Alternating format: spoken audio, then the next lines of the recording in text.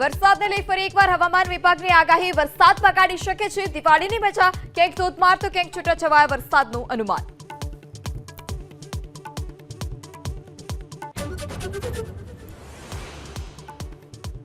નાયબ મુખ્યમંત્રી હર્ષ સંઘવીએ ટ્વીટ કરી અપીલ કરી. અભિનંદન અને શુભકામનાઓના હોર્ડિંગ્સ અથવા તો બેનર લગાવવાને બદલે સામાજિક સેવાઓ થકી જરૂરિયાતમંદ લોકોના જીવનમાં પ્રકાશ પાથરવા આહ્વાન.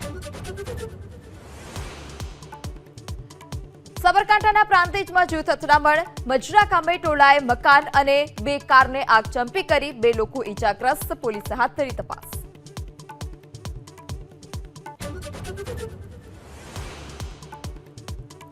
દિવાળીના તહેવારોનો પ્રારંભ. આજે ધનતેરસનો શુભ દિવસ. માં લક્ષ્મીને રીઝવવા શુભ મુહૂર્તમાં કરાશે ધનની પૂજા. ધનતેરસે સોનું ખરીદવાનું વિશેષ મહત્વ.